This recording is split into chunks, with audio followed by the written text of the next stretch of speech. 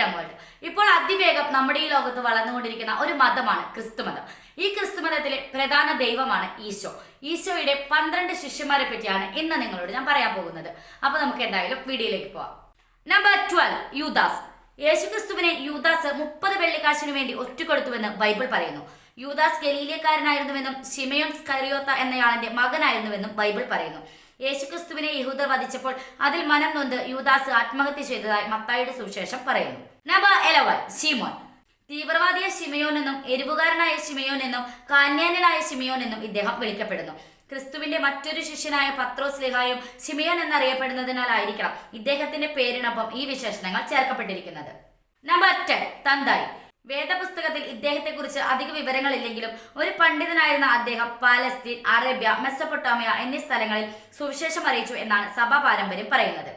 യൂദ അല്ലെങ്കിൽ ലബ്ബായ് എന്നും ഇദ്ദേഹം അറിയപ്പെടുന്നു. മത്തായി, മാർക്കോസ് സുവിശേഷങ്ങളിലാണ് ഇദ്ദേഹത്തെ പറ്റി പറയുന്നത്. നമ്പർ 9, യാക്കോബ്. യോഹന്നാൻ സ്ലീഹായുടെ സഹോദരനായ ഇദ്ദേഹത്തെ ജെയിംസ് ദ ഗ്രേറ്റ് എന്നും വിളിക്കുന്നു.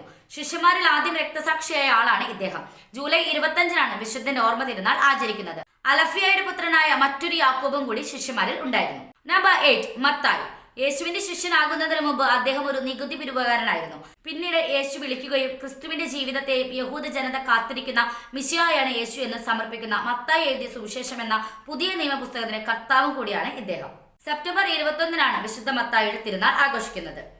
Number 7, Thomas. യേശുവിന്റെ ഉയർത്തെഴുന്നേൽപ്പിൽ സംശയം പ്രകടിപ്പിക്കുകയും പിന്നീട് യേശുവിനെ തൊട്ടറിഞ്ഞ് എന്റെ കർത്താവെ, എന്റെ ദൈവമേ എന്ന് വിളിക്കുകയും ചെയ്ത ചരിത്ര പ്രസിദ്ധമായ ബൈബിൾ കഥാപാത്രമാണ് ഇദ്ദേഹം. കേരളത്തിലെ ക്രൈസ്തവ വിശ്വാസത്തിന്റെ ചരിത്രം തോമസ് ലീഹുമായി വളരെ അടുത്ത് ബന്ധപ്പെട്ടിരിക്കുന്നു. നമ്പർ 6, ബർത്തലോമായി.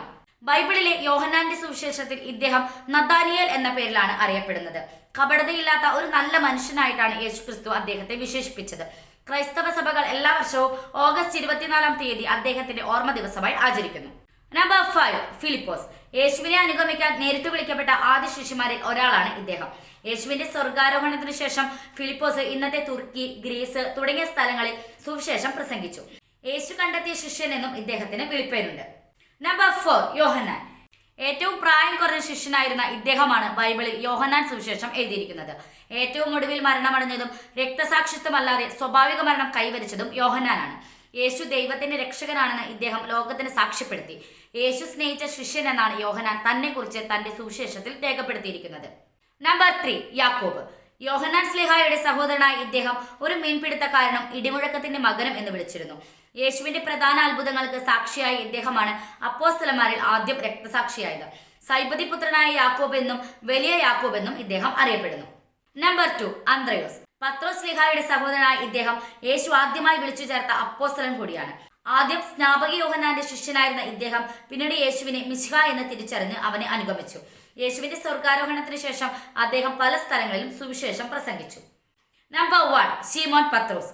യേശുക്രിസ്തുവിന്റെ പ്രധാന ശിഷ്യനും സഭയുടെ അടിസ്ഥാന ശിലയുമായി മാറിയ വ്യക്തിയാണ് പത്രോസ് സ്ലീഹ. അദ്ദേഹം തന്റെ വിശ്വാസത്തിന്റെ പേരിലാണ് അറിയപ്പെടുന്നത്. ആദ്യകാല ക്രൈസ്തവ സഭയുടെ തലവനും റോമിലെ ആദ്യത്തെ മെത്രാനുമായിരുന്നു ഇദ്ദേഹം. റോമിൽ വെച്ച് തല കീഴായി ക്രൂശിക്കപ്പെട്ട് രക്തസാക്ഷിയാവുകയാണ് ഉണ്ടായത്. ഈ വീഡിയോ നിങ്ങൾക്ക് ഇഷ്ടമായ ലൈക്ക് ചെയ്യുക. അതുപോലെ നിങ്ങളുടെ അഭിപ്രായങ്ങളും നിർദ്ദേശങ്ങളും കമന്റ് ബോക്സിൽ ടൈപ്പ് ചെയ്യുക. Thanks for watching.